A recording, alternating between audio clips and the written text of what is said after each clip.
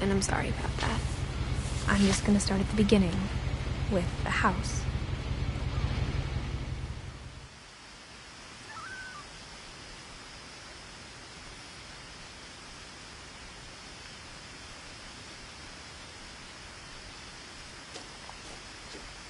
My brother Milton disappeared when I was 4.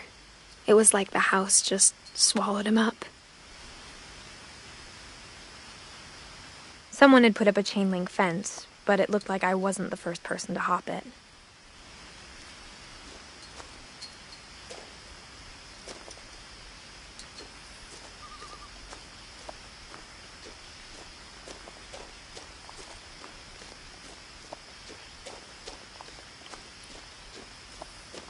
I lived here until I was 11, but I wasn't allowed inside half the rooms.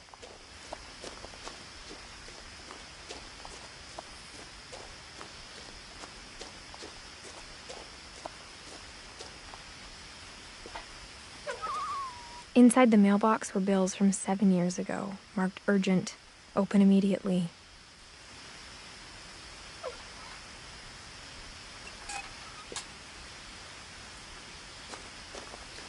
I hadn't been back since my brother Lewis's funeral.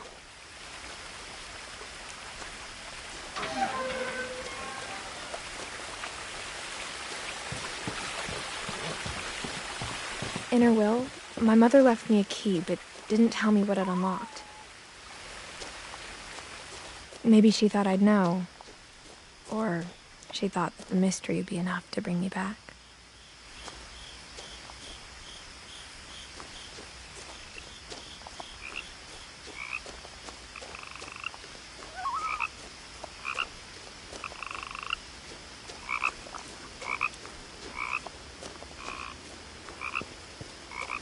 The truth is, even after I inherited the house, I never thought I'd come back to it. But now I had questions about my family that only the house knew the answers to.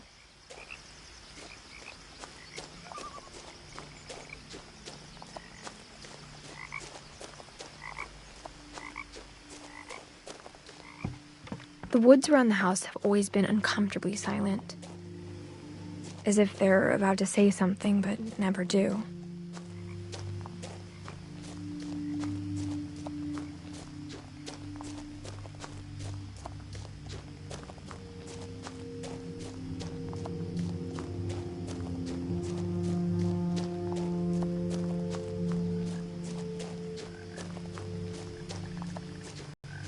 The house was exactly like I remembered it, the way I'd been dreaming about it.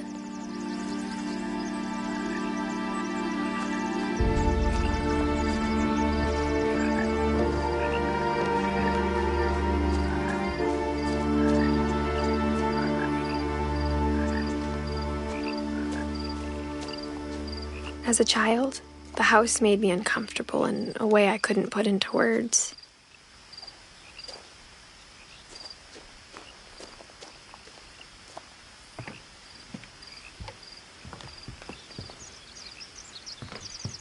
Now, as a 17-year-old, I knew exactly what those words were. I was afraid of the house.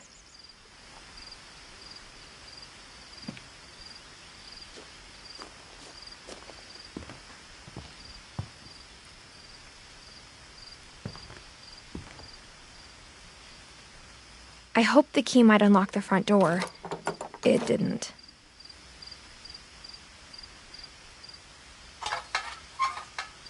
Looking in, I felt like the house itself had been waiting for me.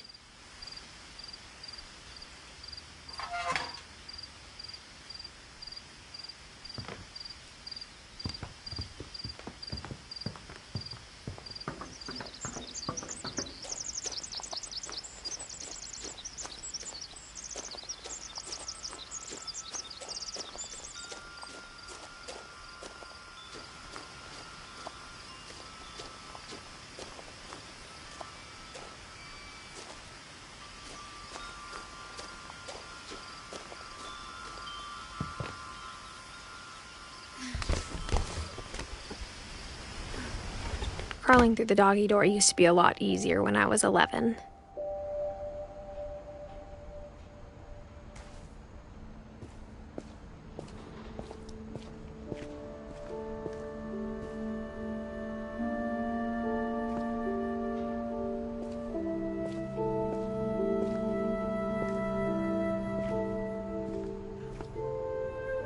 The power had been turned off the night we left.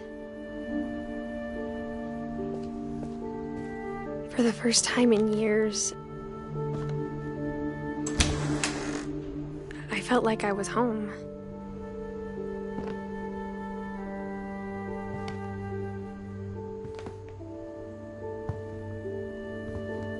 But instead of a family, there were just memories of one.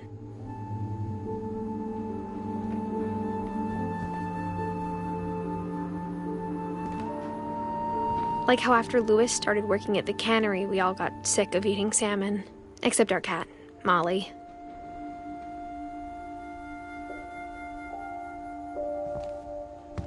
Or how only one restaurant would deliver to our house, so we had Chinese a lot.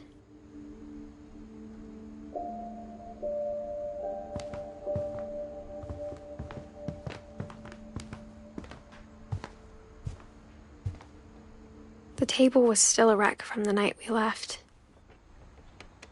It was like a bomb had gone off, killing everyone but sparing the furniture.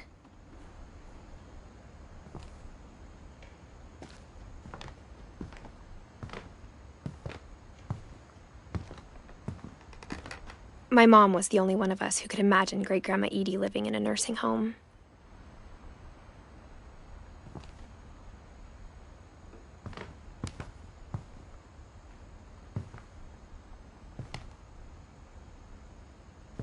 Nothing in the house looked abnormal. There was just too much of it, like a smile with too many teeth.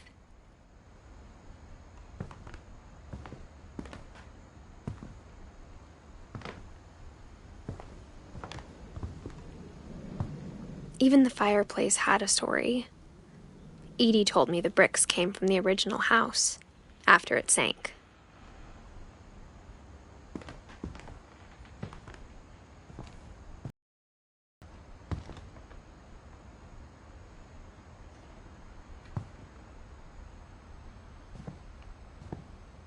Mom always told me to stay out of the basement, so I wasn't too surprised when the key didn't fit.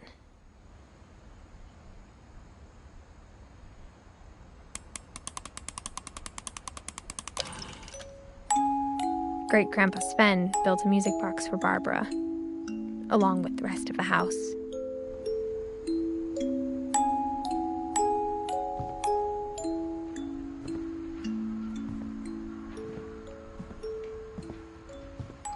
A lot of things got left behind in the whirlwind of that last night.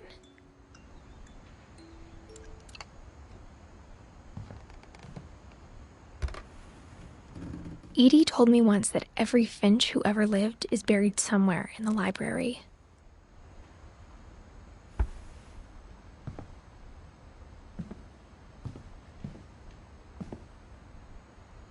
After Milton disappeared, Mom sealed up all the bedrooms. Then Edie retaliated and drilled peepholes.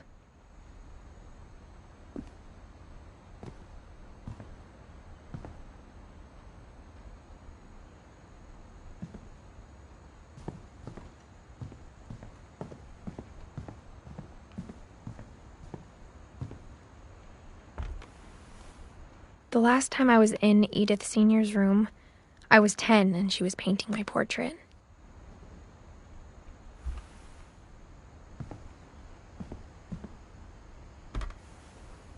As a kid, I just assumed every house had peepholes and sealed rooms you weren't allowed inside of.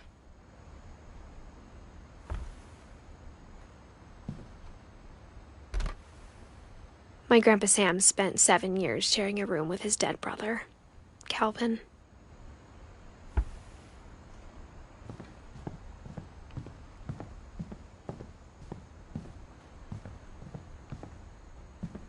Whenever people ask me about my family, the first thing they always want to know about is Barbara.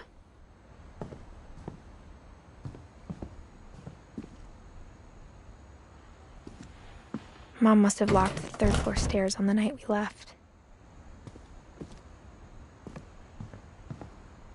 Edie's father, Odin, built the original house.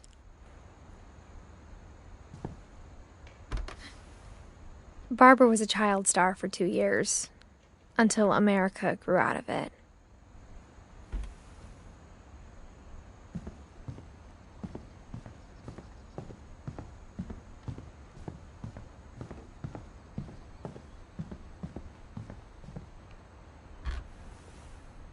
Molly always seemed like a girl I could imagine being friends with, if she hadn't died in 1947.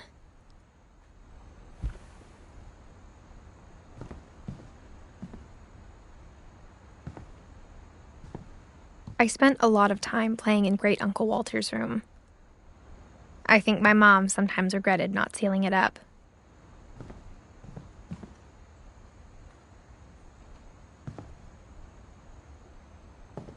Lewis told me there were secret passages, but I never believed him.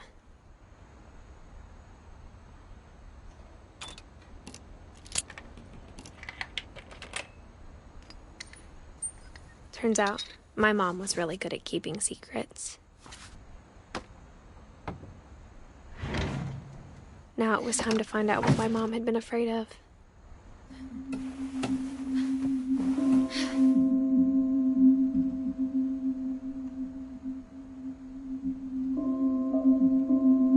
Reading this, maybe it sounds like I had a plan.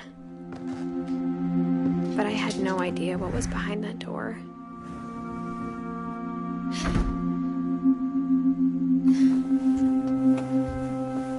Just like I had no idea where all this was gonna lead.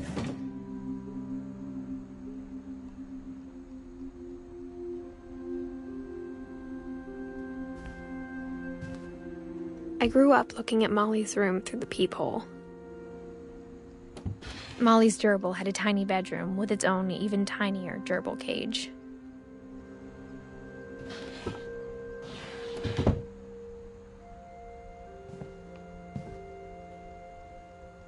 Being inside for the first time, I felt like I'd stepped behind a painting.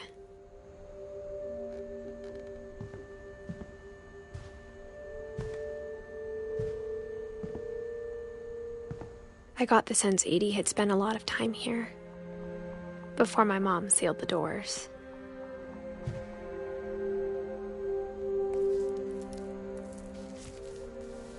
December 13th, 1947. Dear Diary, I'll be gone soon, but I wanted to tell somebody about what's gonna happen. It started when Mom sent me to bed without dinner. I woke up and I was starving, so I looked around for something to eat. The gerbil food was dry, but I didn't mind it.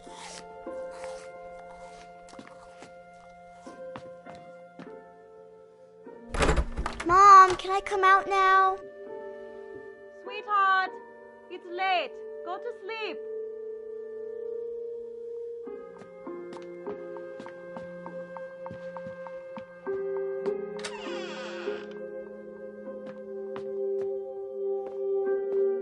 I kept eating and eating.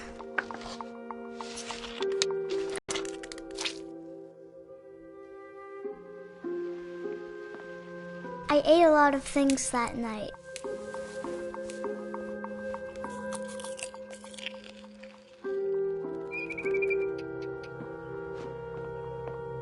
Then I heard chirping outside my window.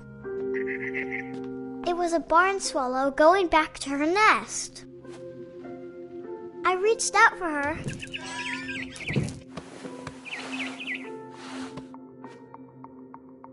And suddenly, I was a cat.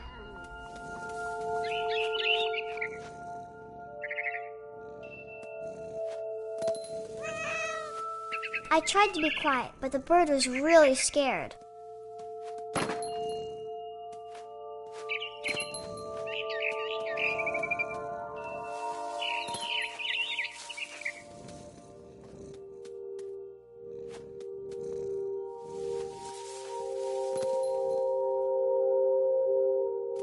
Mom and Dad didn't even look at me.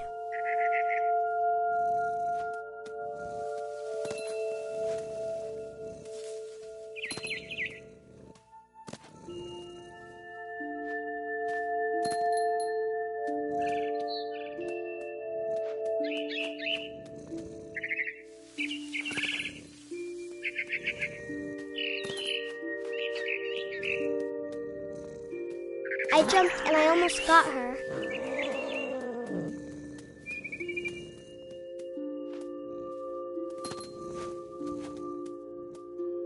I could tell she was getting really tired.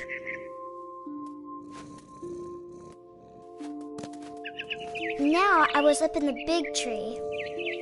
I promised Dad I wouldn't climb it anymore. All I cared about was eating that mama bird.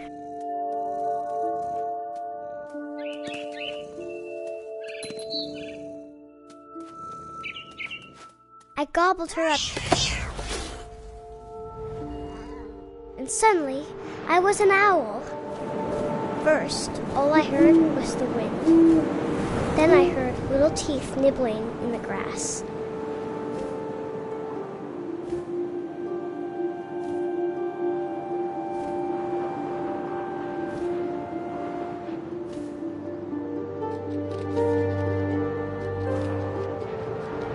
Rabbits.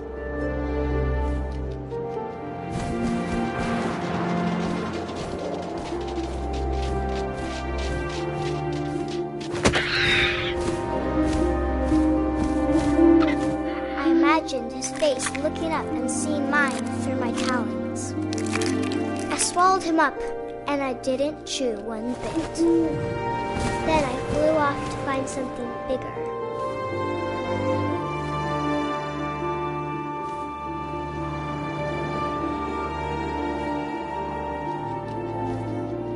A mama rabbit.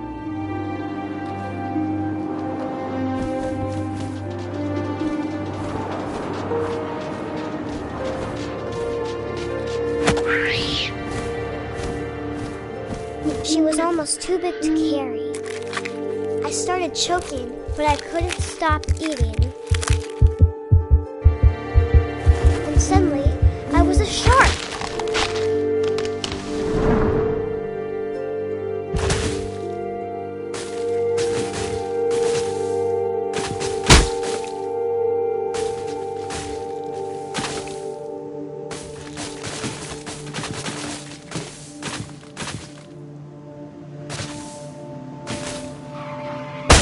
I rolled off the cliff and into the ocean.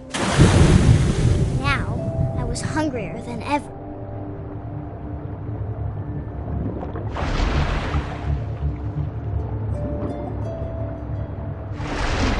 I wanted fat, juicy seals.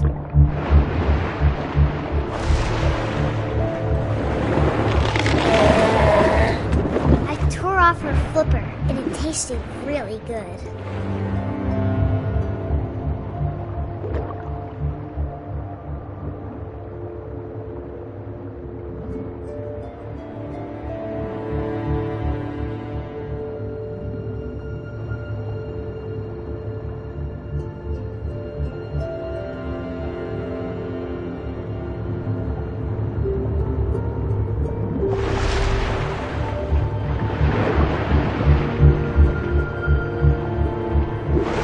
Grabbed on tight. Oh, but I was so hungry, I jumped out of the water. When I opened my eyes, everything had changed.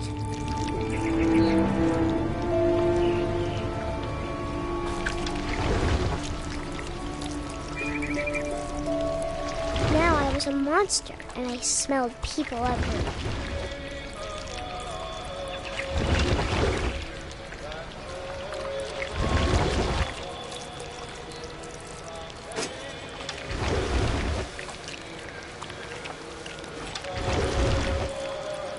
I was big, and I moved real quiet.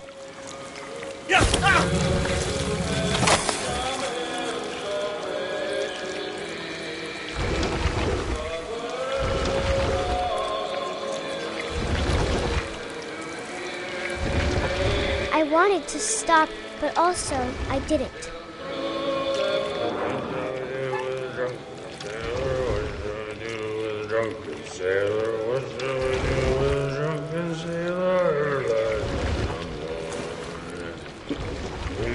Belly with a rusty razor, his belly with a rusty razor.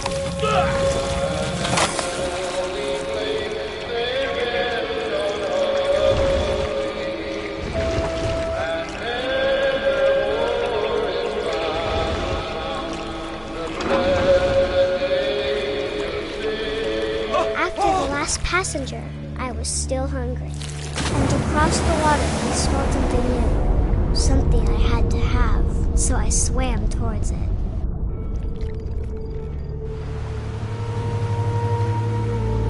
I slithered onto the sand, and the good smell went into an old pipe.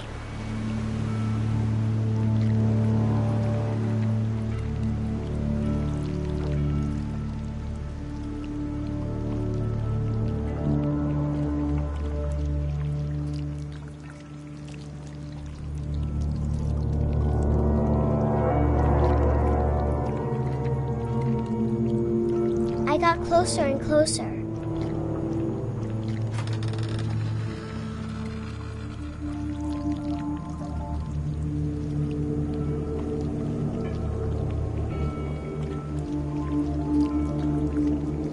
All my stomach started growling. And suddenly, I was me again. I held my time, but I couldn't hear anything. I think it's waiting for me to fall asleep. But it's not going to wait much longer. It needs to feed, and we both know I will be delicious.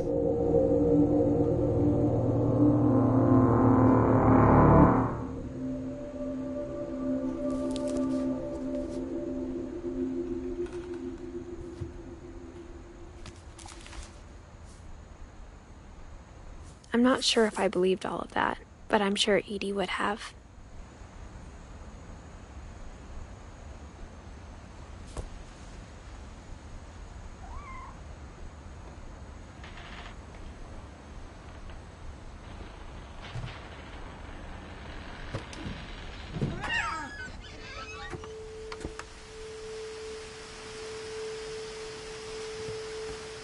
This will be obvious later, but my mom never told me any of these stories.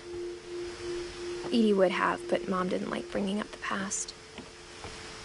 Though, when we adopted a stray kitten, she was the one who named it Molly.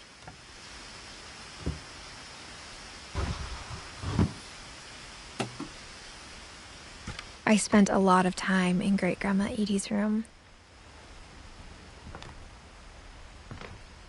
We got along, and it was a good place to hide from my mom.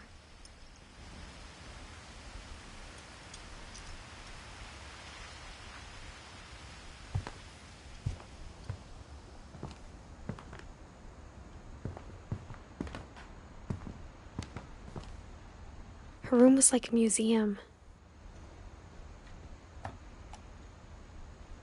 For 500 years, the Finches have been famous throughout Norway for their fortune. And misfortune. Odin Finch buries the latest victims of the family curse, his wife Ingeborg and their newborn son, Johan. On January 7th, 1937, he set sail with his family and his house, hoping to leave the curse behind. But 40-foot waves off the coast of Washington send the house and Odin to the bottom of the sea. Odin's daughter Edie, with husband Sven and baby Molly, step ashore on their new home, Orcas Island. Odin Finch is the first to be buried in the new family cemetery. His daughter Edie is already dreaming of a new Finch house.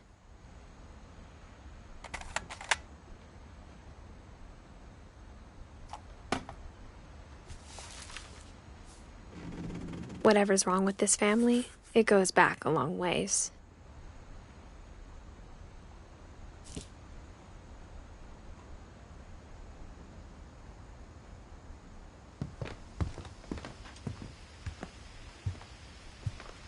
When Edie told people Sven was killed by a dragon, she could also have said he was building a dragon-shaped slide that collapsed. She could have, but she didn't.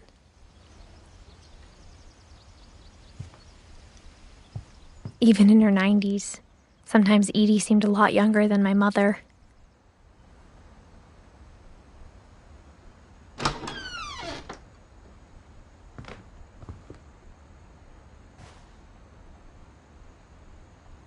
The only trace Grandpa Sam's first wife Kay left on the house was the pink bathroom. It was a pretty big trace.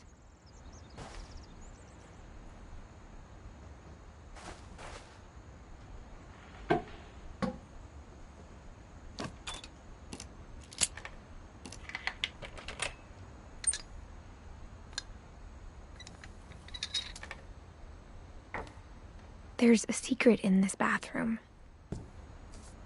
It's in the last place you would look. It isn't in the cupboard. It's hidden in this book.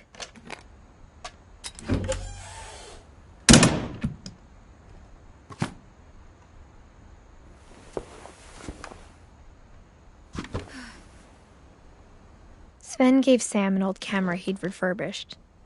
He never put it down.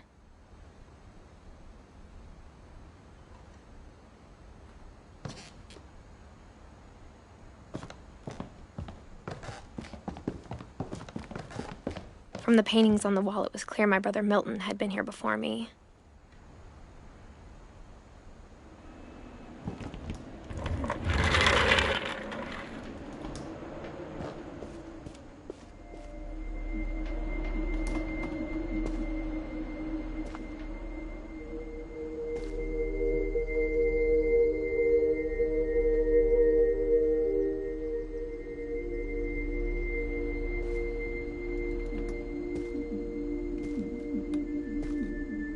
I knew Grandpa Sam had a twin,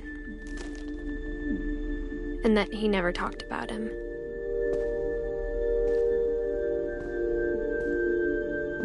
I guess my grandpa didn't like history any more than my mom did.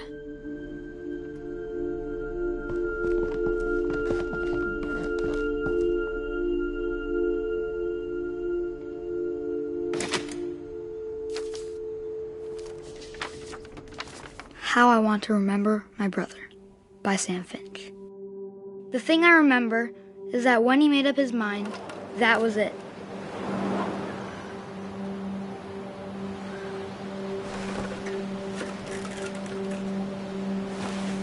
My brother said he'd die before he ate another mushroom, and he did.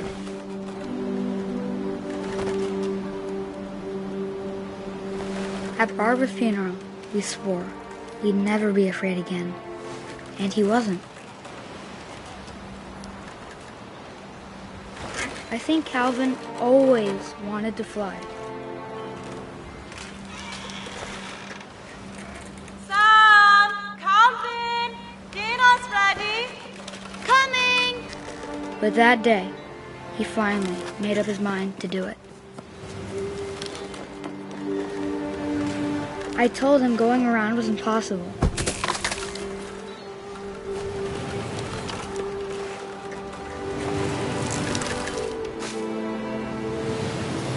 Maybe if I hadn't said that. Calvin! I'm not gonna tell you again! Maybe if the wind hadn't picked up.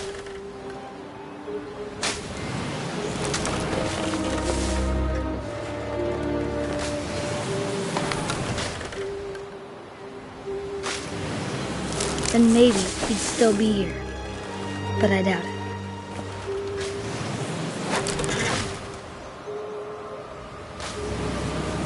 I think he'd already made up his mind.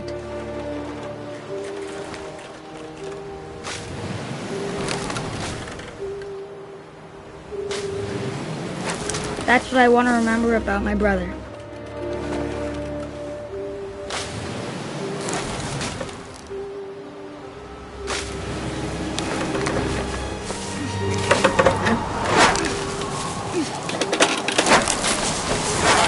The day he made up his mind to fly, and he did.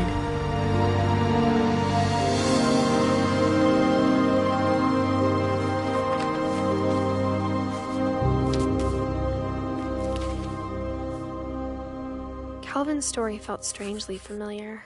When I was younger, I remember trying to do the exact same thing.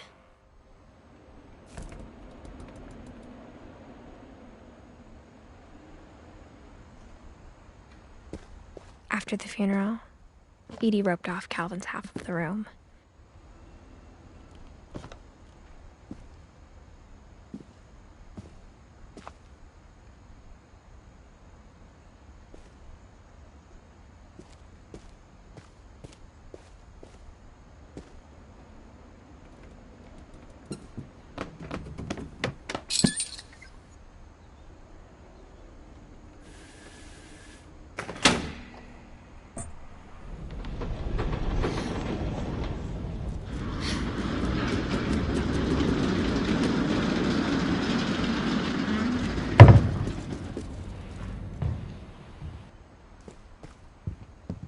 The passages were a pretty tight fit. They'd obviously been built for smaller hands and bellies.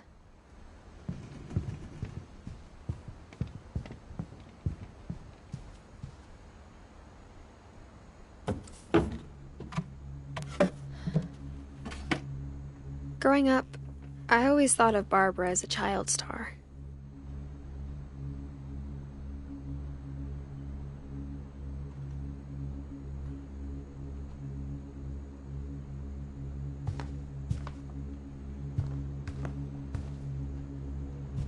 I never thought about how hard it must have been for her afterwards.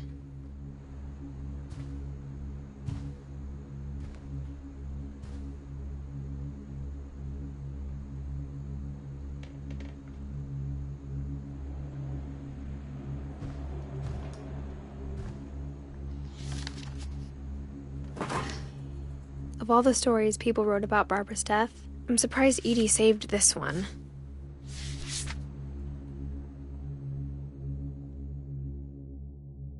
Old Jack here with another tale inspired by America's most unfortunate family. I'm calling it The Surprise Ending of Barbara Finch. As a child star, Barbara was famous for her scream. Now at 16, she was all washed up. A has-been.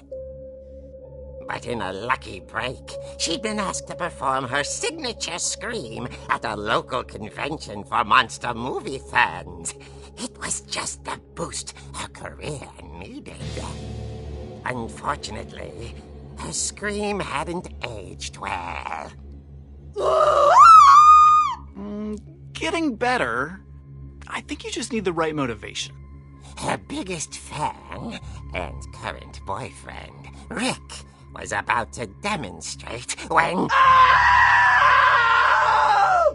Now that was a great scream. It was Barbara's father, Sven. He'd slipped into a table saw and had to be rushed to the emergency room. So Barbara got stuck babysitting her youngest brother, Walter. Her convention comeback was cancelled.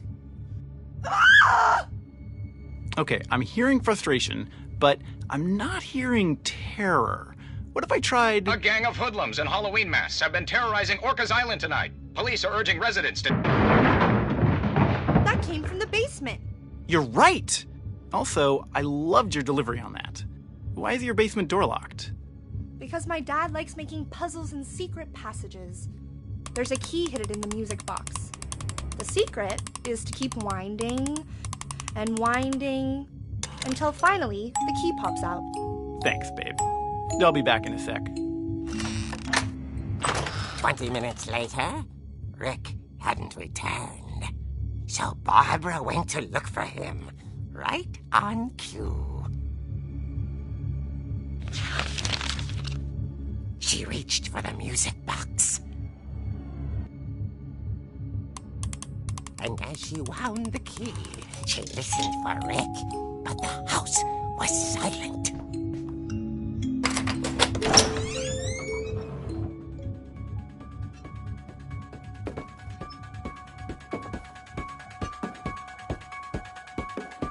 She found Rick's crutch and imagined the worst.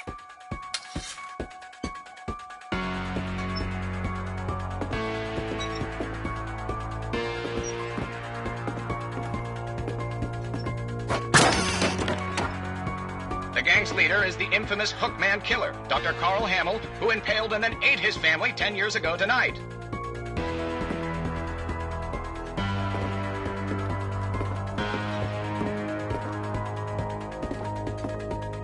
The old fridge rattled and grew still.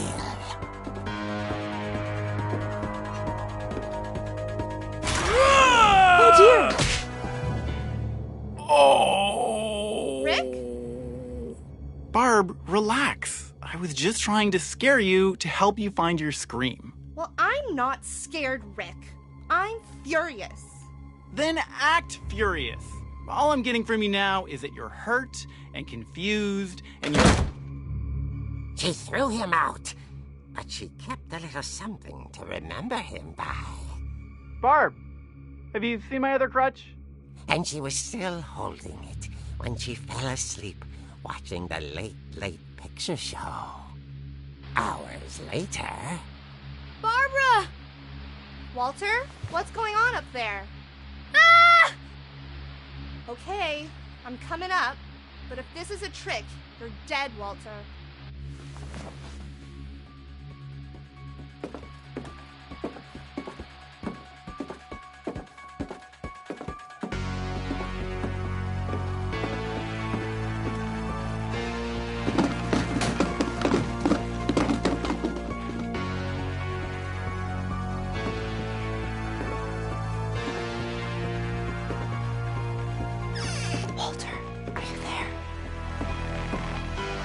Walter had vanished, but his bedside radio was still on. Orcas Island police describe the man as 6 feet tall, with a steel hook for a hand. Residents are urged to lock all doors and windows and notify the police of any suspicious activity. Barbara turned, saw the hook man, and was speechless. He was quite smashing.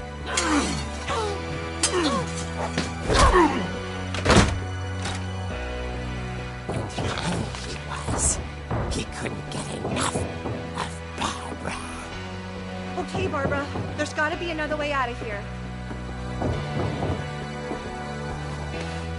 That night, she played her part beautifully.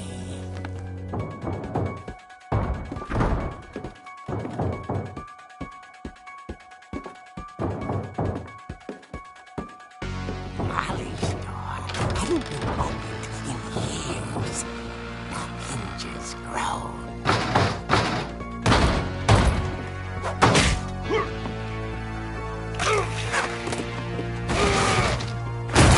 He wasn't moving, but she sensed the story might not be over yet.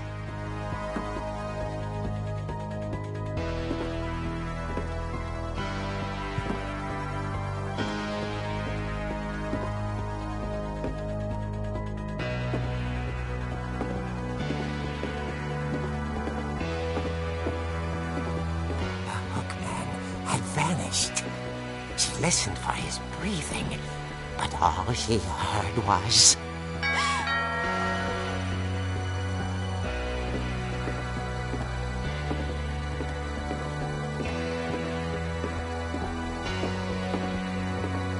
At the door, she heard whispering. It was coming from inside the house.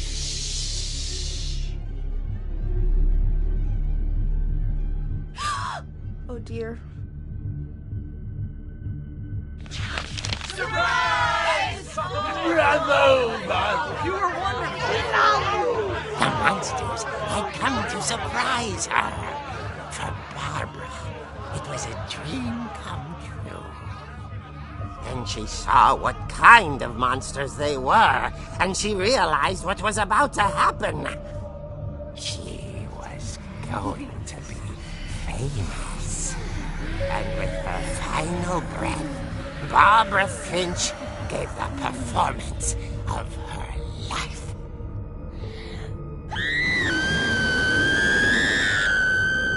I wasn't there myself, but I hear Barbara was magnificent. Poor girl. She had a taste for stardom. But unfortunately, so did her fans. Of course, the police blamed it all on poor Rick, who disappeared the same night. And little Walter, hiding under his bed the whole time. He took it all pretty hard, but that's another story. As for Barbara, tucked inside the music box was all they ever found of her. Her ear. Now that's what I call a real eerie tale.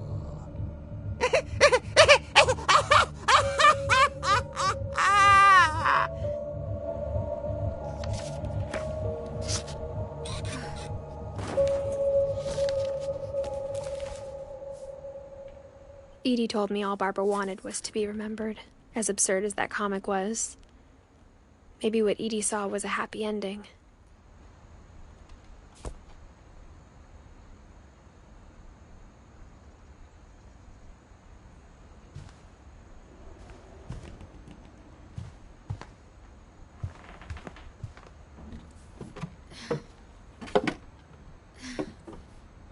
I guess now I know why Mom didn't like me playing with the music box.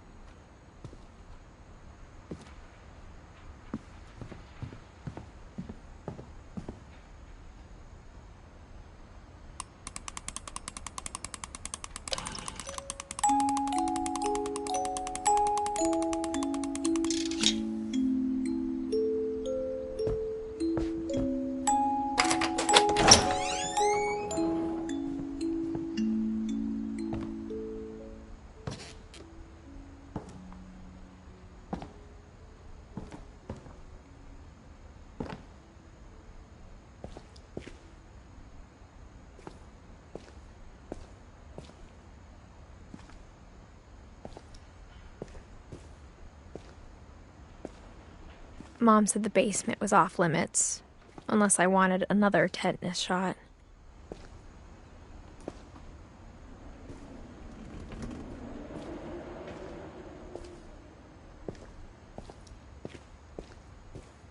I saw Edie sneak down to the basement once, carrying packages.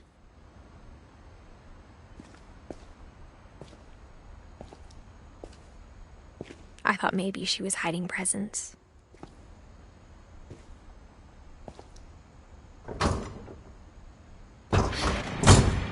It turned out she was hiding a lot more than that.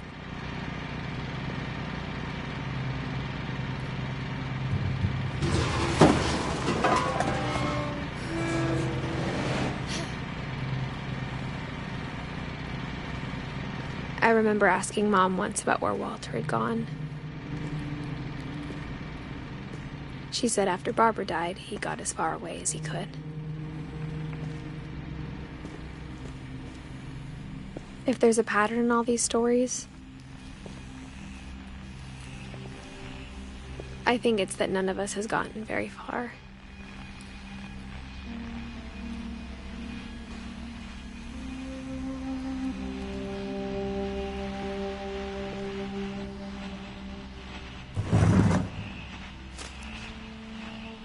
Goodbye, everyone. I can't believe I've been down here for 30 years. On that first day, after the shaking started, I didn't think I'd survive a week.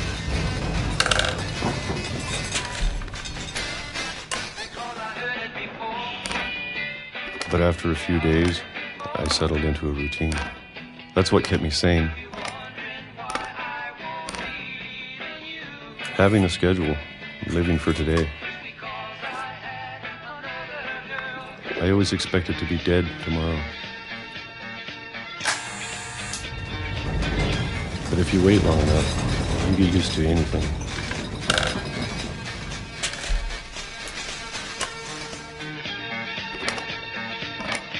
Even a monster on the other side of the door starts to feel normal. Almost friendly.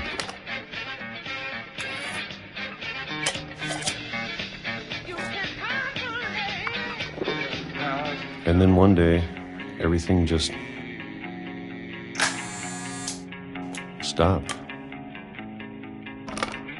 Whatever that thing was, it was gone. Maybe it got tired of waiting. Or maybe I just got tired of being afraid.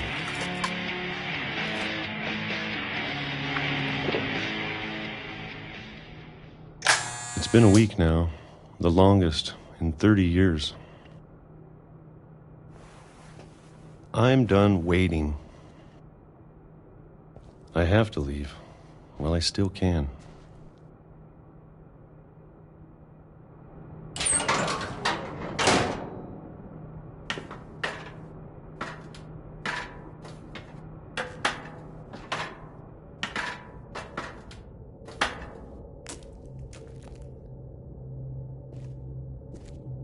I know it's out there, somewhere. Whatever killed Barbara and Molly.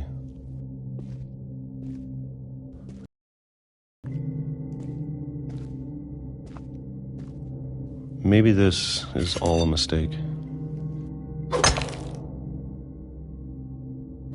But I need to stop living the same day, even if it kills me.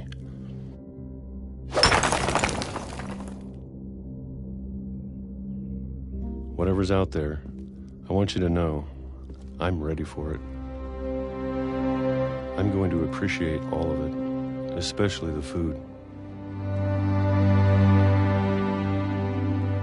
I don't mind if I only have a year left, or a month, or a single week. I'd be happy with one new day. I can already imagine the sun on my face.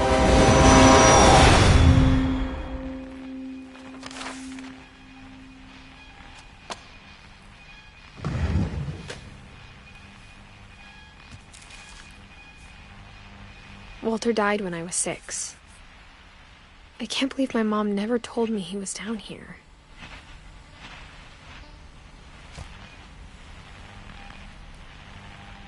I'm sure my mom was trying to protect me.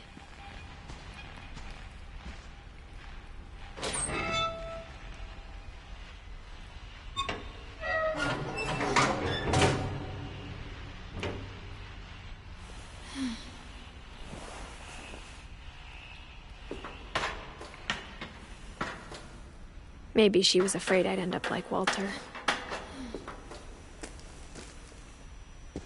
But if she never told me about an uncle under the house, I can only imagine what else she was hiding. I don't want to make the same mistakes she made, trying to bury something that's still alive.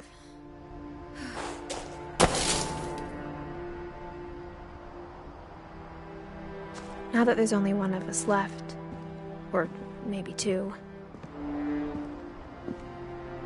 I thought it was time I heard the stories for myself and found out what happened to everyone else. But now I'm worried the stories themselves might be the problem. Maybe we believed so much in a family curse, we made it real.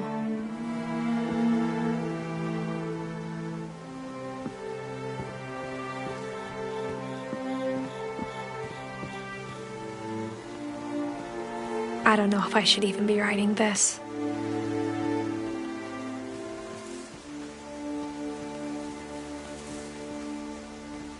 Maybe it'd be better if all this just died with me.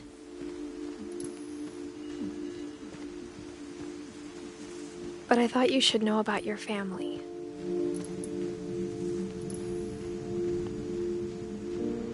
And the history you're a part of.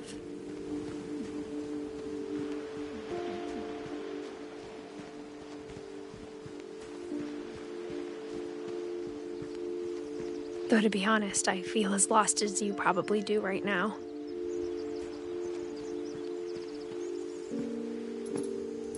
I think the people in these stories believed them, for what that's worth.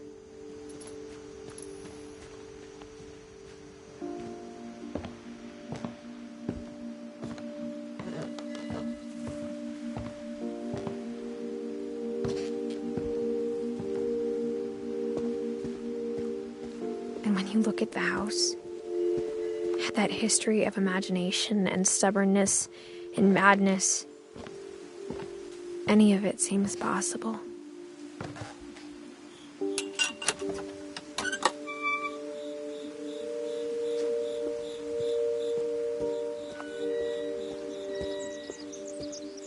I think we've been surrounded by death for so long, we've just gotten used to it.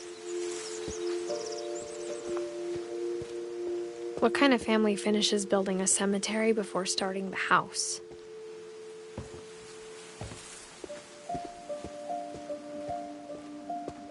It's embarrassing for me to admit this, but the pet cemetery made me more uncomfortable than the human one. 3 of the gerbils were mine, and 2 had been my fault.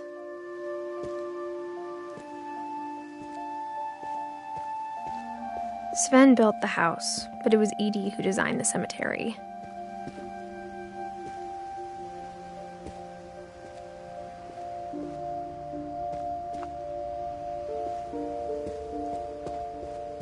I'm sure Odin's monument had been Edie's idea. My mom was always trying to move on, but for Edie, the past never went away.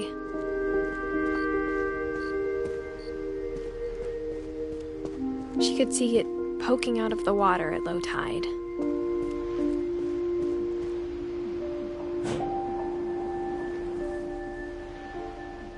Edie said she dreamed about the old house every night.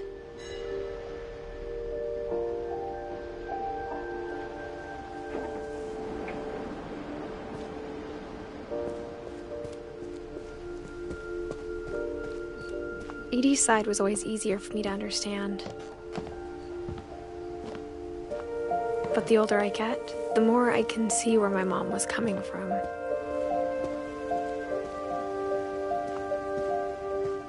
She lost 2 of her brothers, just like I did. I get why she tried so hard to protect us.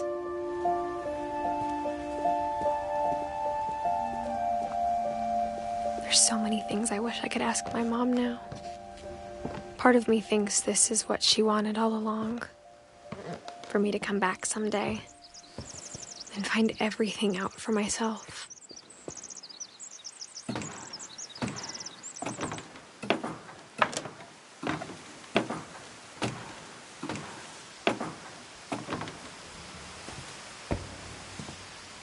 But looking back on it now,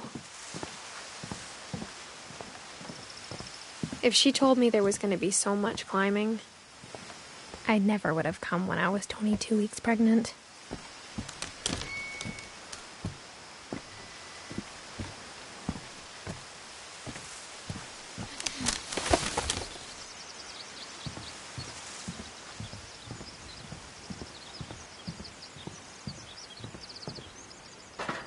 I never met Grandpa Sam, but I think he and my mom had a lot in common.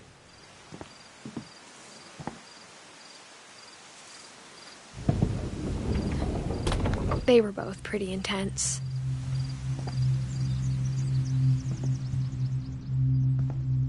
Sam spent his life shooting photos, but Mom said he got nervous being in front of the camera.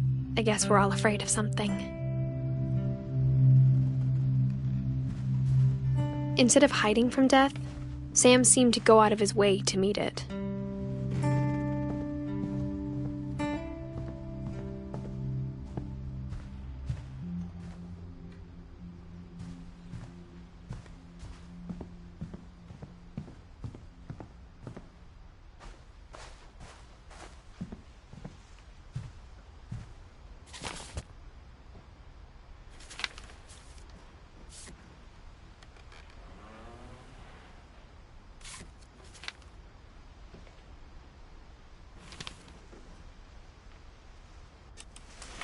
Dawn, I promise, you'll never forget this weekend. Yes, sir. These memories are gonna last a lifetime. Am I gonna have to shoot anything? It's a hunting trip, Dawn. Shooting is strongly encouraged. Perfect. It's gonna rain the whole weekend, isn't it? I will never forget this weekend, Dad. That's the spirit. Okay, got it. I'm gonna take some pictures, okay? Just be careful. The camera's older than you are.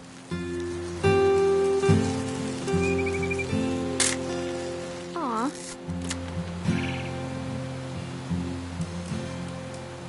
You're right, Dad. It's starting to clear up. Still freezing, though.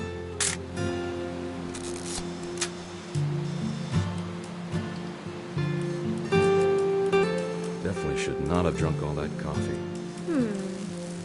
Hold still while I take a picture of you. I definitely won't be moving. Are you done yet? Does it sound like I'm done? Nothing quite like being outside. Hey! That's a keeper. I'm just saying, I'm not always gonna be here, Dawn. You'll need to remember this stuff, if you want to survive. I'll be fine, Dad. You know who else thought he was gonna be fine? Some guy who died. Dawn, I'm being serious. I know, Dad. You're always serious. Doesn't being out here make you want to chill out? Well, to tell you the truth, I haven't been out here in 20 years.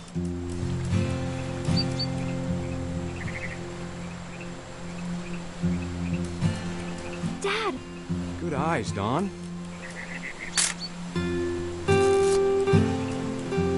Before you take the shot, let me get a picture of you. Dad, I... Just breathe.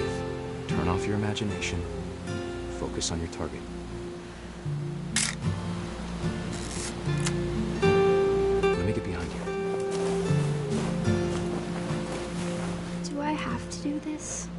Dawn, you don't have to do anything. But if you want to survive, you'll need to be strong.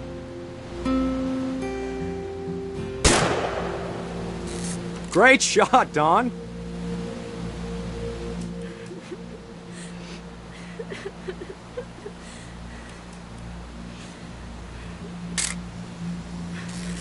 I'm proud of you, Dawn. Always remember that, okay? Dad, it's twitching. I think That's it's totally so... normal, Dawn. Just focus on the camera. Try not to think about... Dad!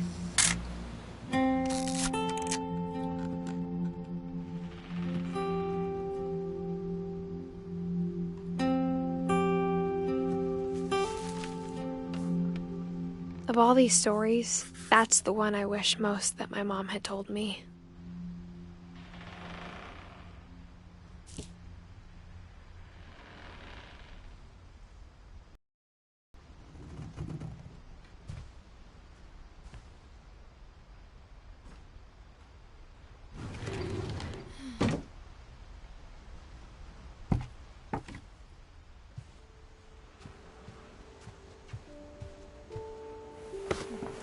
After Sam died, my mom and Edie got really close. They'd both lost a lot.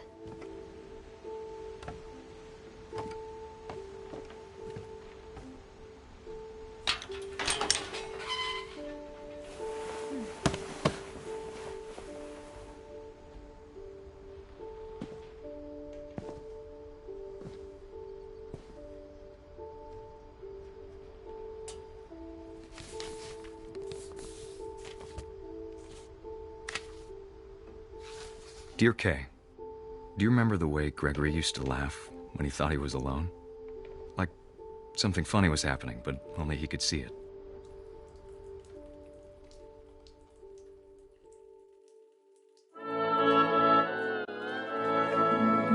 I think he saw things the rest of us don't.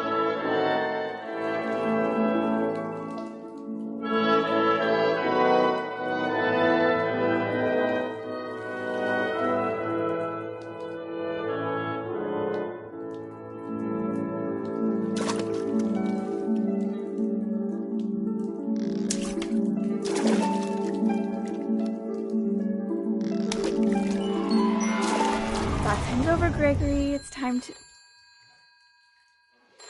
Hold on, sweetie. Hello? Sam, I told you I don't want to talk right now. I wonder what he saw. What his world was like.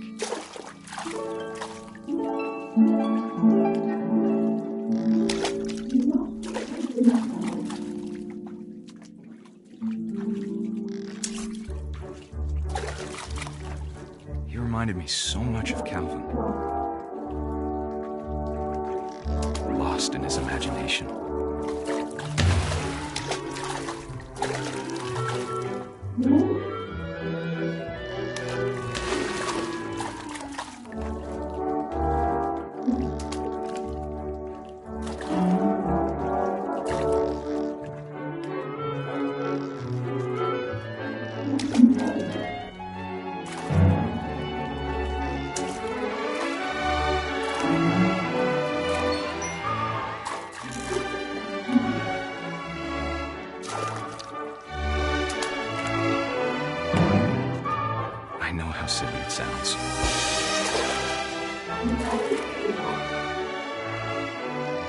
That I worried about a baby being too happy. But I could feel him slipping away. Sorry about that, Gregory. I know you did everything you could. Maybe if I hadn't called that night. Damn it. Hold on, I don't want Gregory to hear this. I wish he could have told us about the world he saw.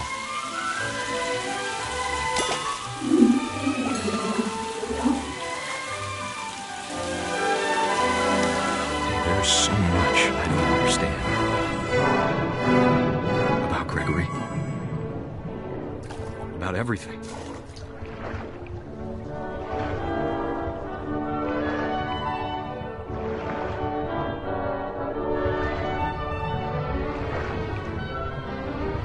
But I know what happened wasn't your fault.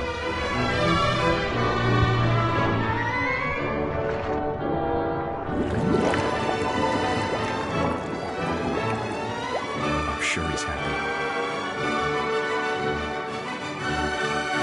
And he'd want you to be happy too. Good luck, Kay. Love, Sam.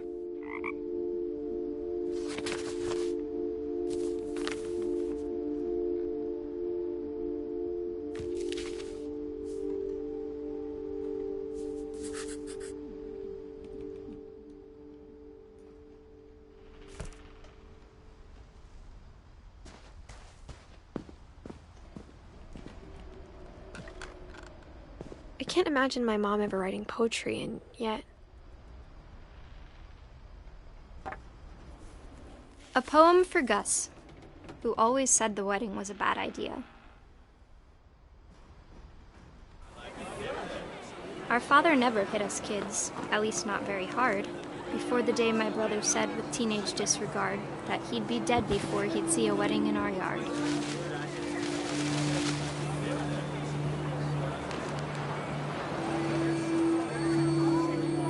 My father made him come, of course, but Gus stood far apart, just flew his kite and bottled up the storm inside his heart.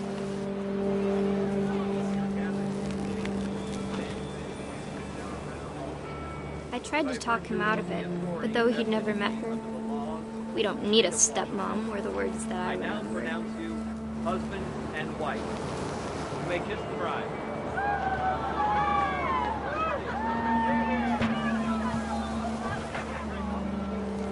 When the time for photos came, Dad ordered him to come here.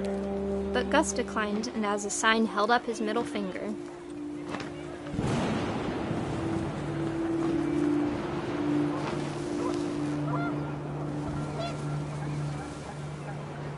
The wind picked up, and panicked geese appeared and quickly went. But all the humans did that day was go inside the tent.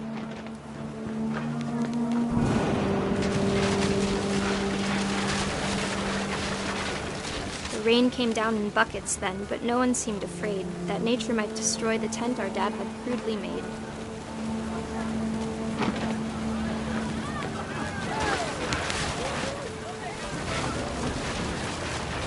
The thunder sounded much too close and full of angry power, but all my father said to this was, "Make the music louder."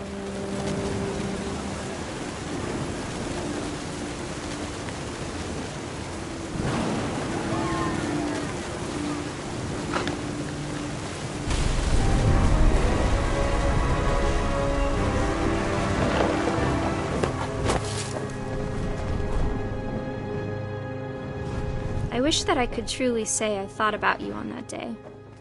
Out there on the beach alone, just you, the wind, the sea, and foam. But I didn't, until we found you.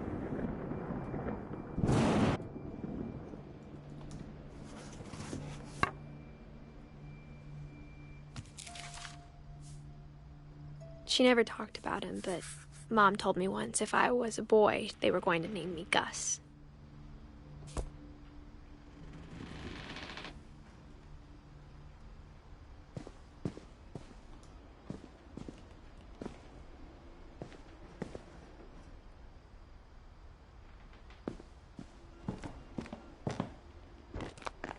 My mom moved up to the loft after her brothers died. At the time, it was as far away as she could get.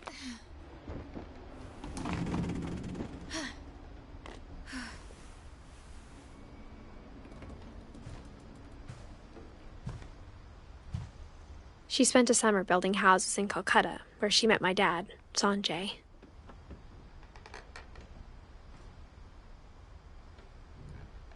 My mom moved to India a week after graduation and got a job teaching English.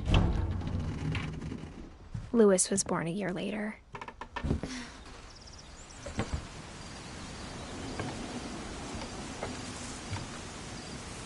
When my dad died, I don't think Mom knew where else to go. I'm sure Edie was happy to have her back.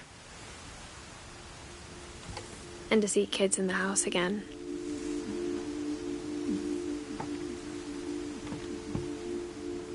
The house had to get a little bigger, but Edie was used to that.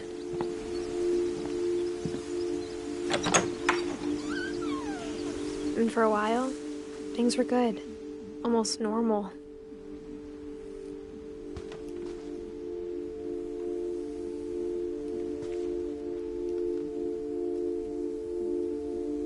But it didn't last.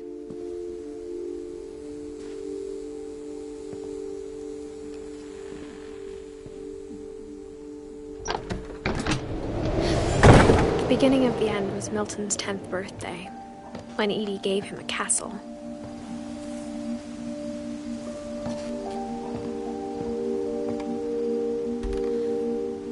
After Milton disappeared, the only thing he left behind was a room full of paintings.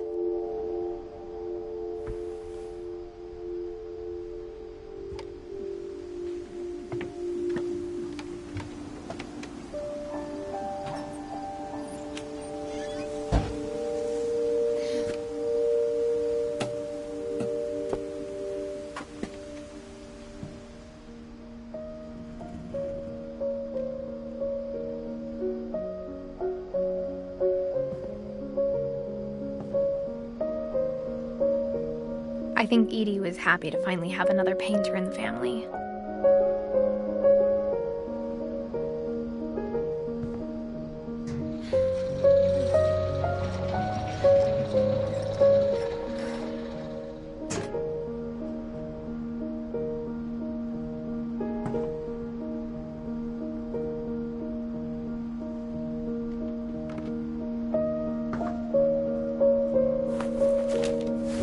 Milton Finch in The Magic Paintbrush.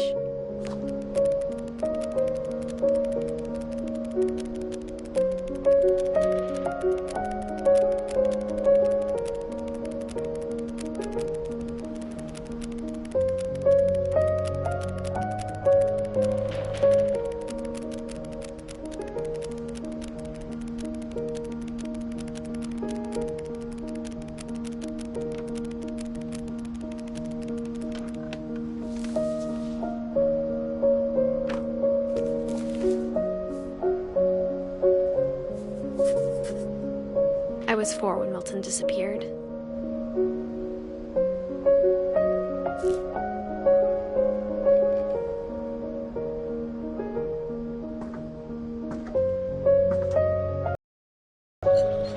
Mom spent months searching for my brother. Then she sealed the doors.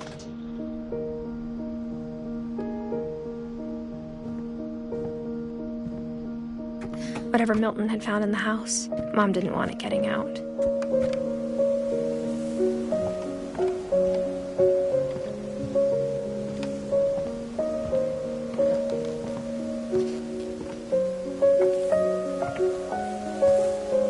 Mom definitely blamed Edie, but I think Louis blamed himself. After he graduated, he just spent more and more time in his room, until Mom got him a job at the cannery.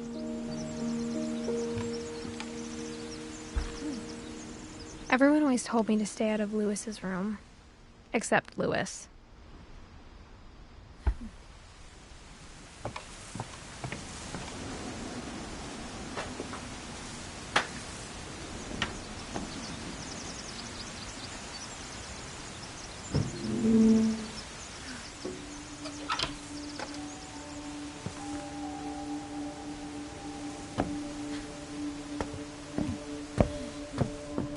Lewis's room smelled very, very familiar. That part of him lived on.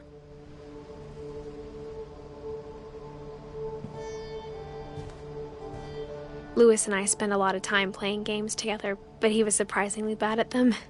He died a lot.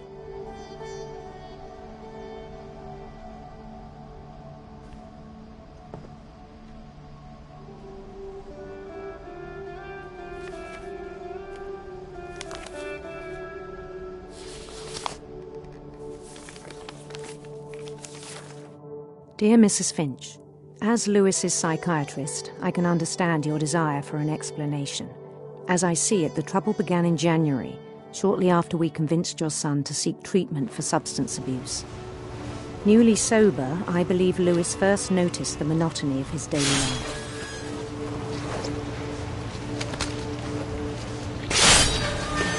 He kept working at the cannery, but he withdrew part of himself. In our sessions, I saw the same behavior. His mind began to wander. I asked him to describe it. He said he started small, imagining a labyrinth. He'd feel his way about. Then something moved. Bats and toads.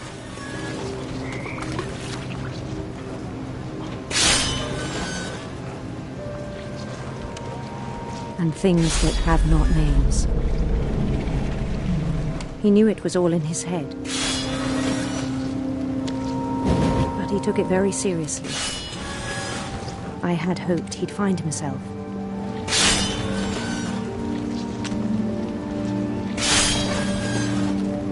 But he found something more.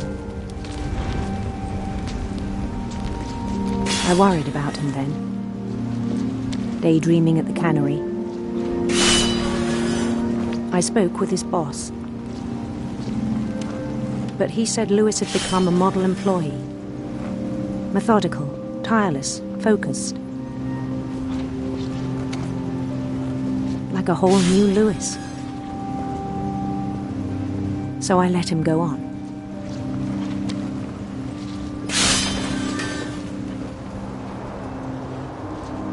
I even encouraged him. It seemed very promising at first. He told me he'd made a new friend.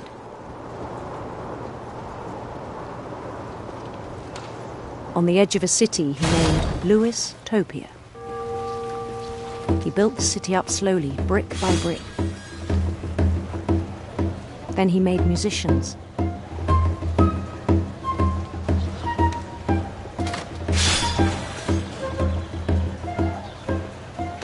And songs for them to play. He talked about starting a band. And he was always humming something. Every day his imagination grew stronger.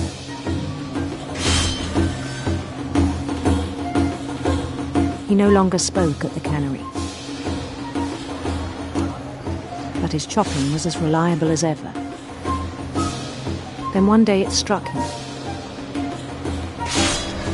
that all the cheering crowds, even the stones under his feet, were all in his imagination, so he could do whatever he wished.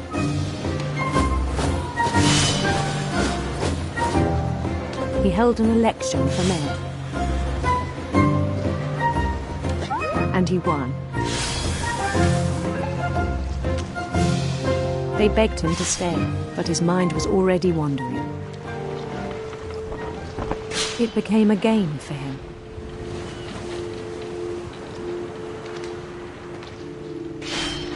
He'd conquer a city, then immediately push on. New Louisville.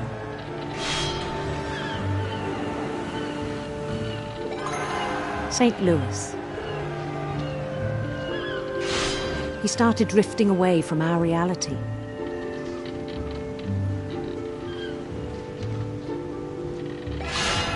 Minneapolis, until one day he forgot to go home from the cannery.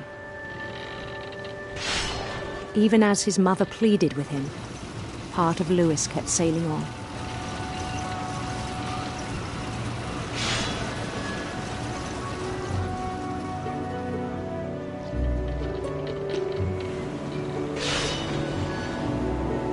In Lewisburg, he heard rumors of a handsome queen.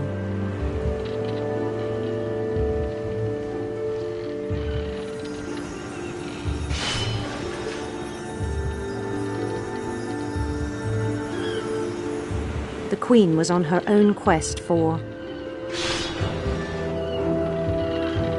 sinister serpents.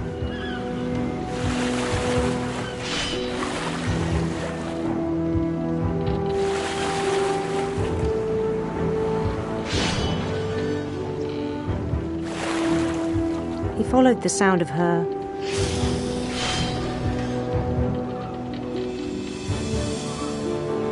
electric sitar.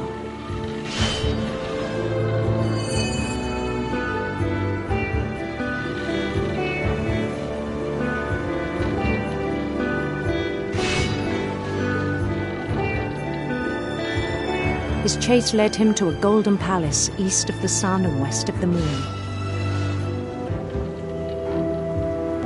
Even then, his logic remained sound. He knew the world was all in his imagination.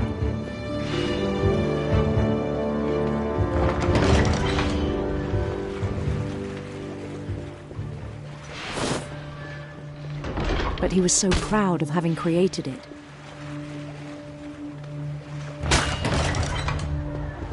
In his own eyes, he'd become something greater than a king.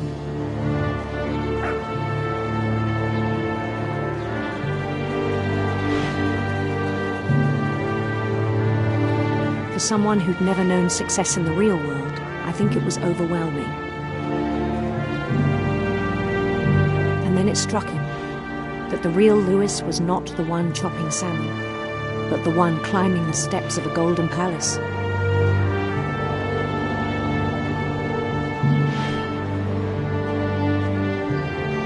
My imagination is as real as my body, he told me. It was hard to argue with him.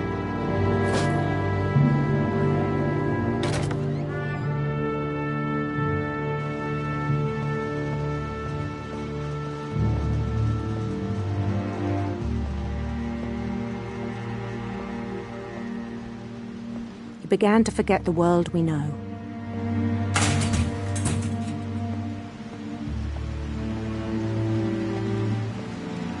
I think it pained him to remember Lewis, the cannery worker.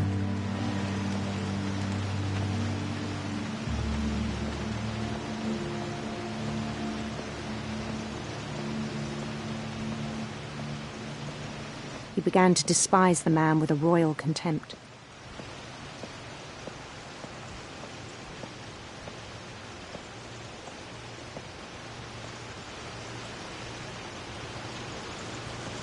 I still thought I could save him. Even after he said he was being crowned king over all the lands of wonder. The palace would be packed with his companions.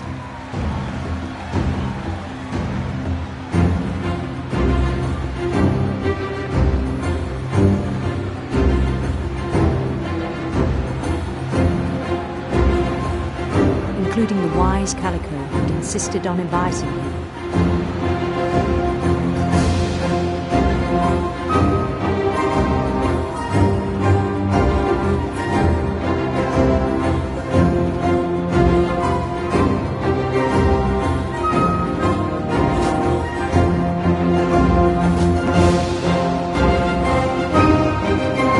His queen waited, holding his crown.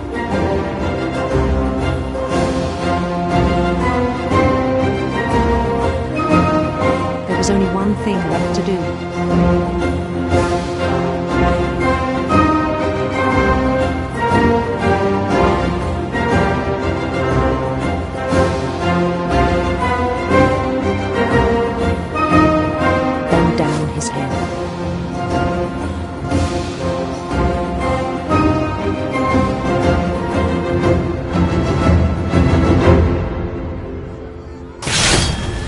rest I think you know. Mrs. Finch, your son was a kind man who will be missed by all of us who knew him.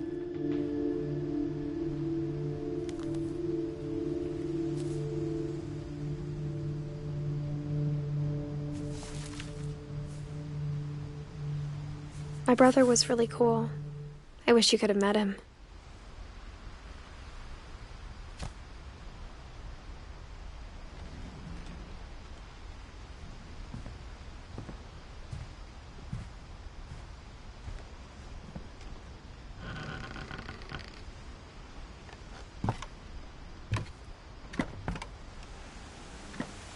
On the way back from Lewis's funeral, my mom told me to start packing.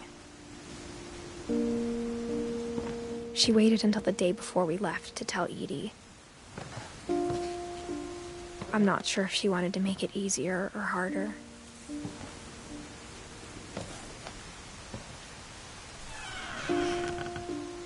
I wish we'd stayed.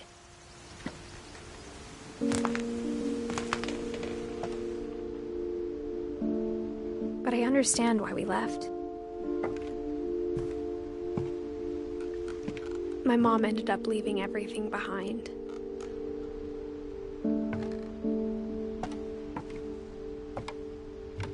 What happened that night had been coming for a long time.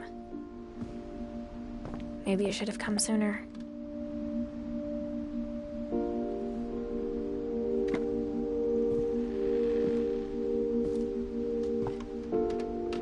But it had to end one way or another.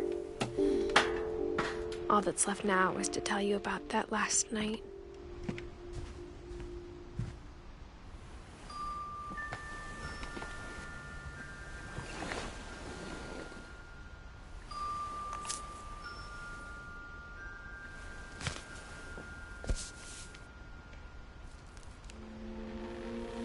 That whole last day, Edie just watched us pack and didn't say a word. Until supper, when she raised her glass and said, "To our final night together, and all our final nights apart." Grandma, you know what I said about alcohol. Some of your medications are very Edith, specific. I left a present for you in the hallway. Why don't you go open it? The grown-ups have to argue now. I'm sorry, you're right. We're all leaving tomorrow. Let's just enjoy our last... I'm not leaving. Edith, you're excused.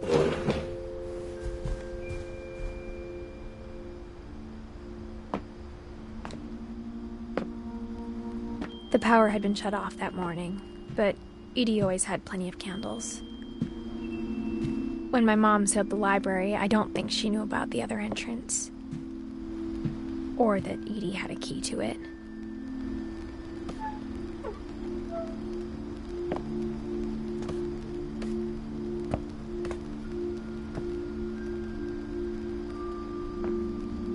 The thing you're afraid of isn't going to end when you leave the house. Edith has a right to know these stories.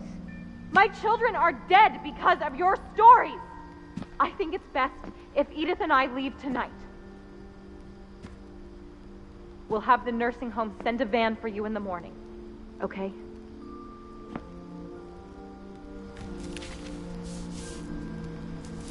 Dear Edith, there's so many stories I wish I could tell you, but there's only time for one. This is about what happened on the night you were born. That night, the tide went way, way out. It was the first and last time I ever saw the old house aground. There'd been an earthquake out in the middle of the ocean. They called it the lowest tide in 1,000 years. God, it smelled awful. You know, I've seen that house every day of my life.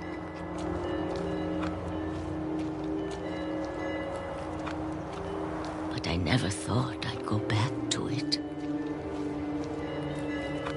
When the fog rolled in, I lost my way.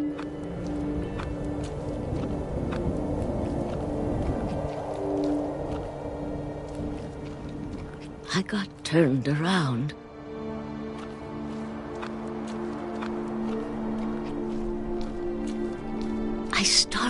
seeing things.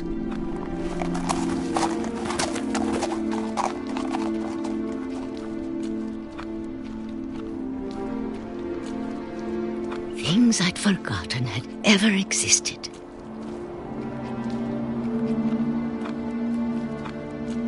But when I saw them, they felt like old friends.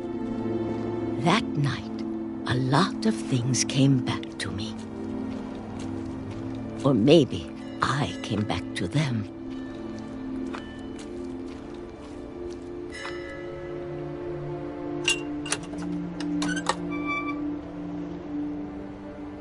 Things I can't explain, but that I need you to try and... Edith, what are you doing in here? It's mine. Mom, you're gonna rip it. Let go. I kicked and screamed, but Mom dragged me to the car, and I never saw Great-Grandma Edie again. The next morning, the van came to pick her up, but she was already gone. After that, we moved around a lot.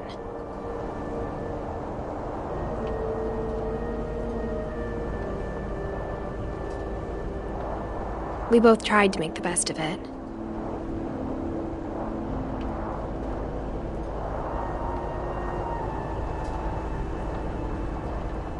A few years went by.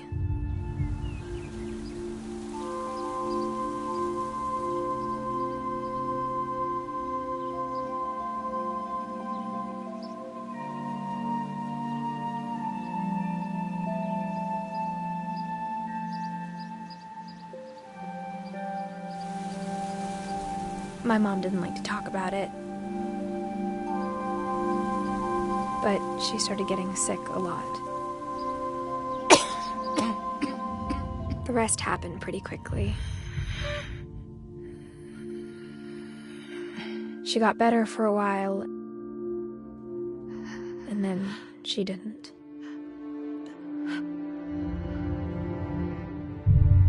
And then I was alone.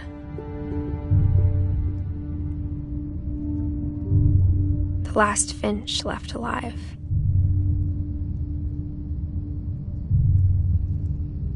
Until I found out about you. I'm still not sure what to tell you about all this. If we lived forever, maybe we'd have time to understand things. But as it is, I think the best we can do is try to open our eyes. And appreciate how strange and brief all of this is. This journal was supposed to be for you. But now I hope you'll never see it. I just want to meet you and tell you all these stories myself. But I guess if you're reading this now, things didn't work out that way.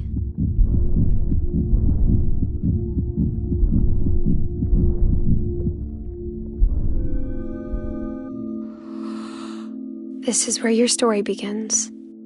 I'm sorry I won't be there to see it.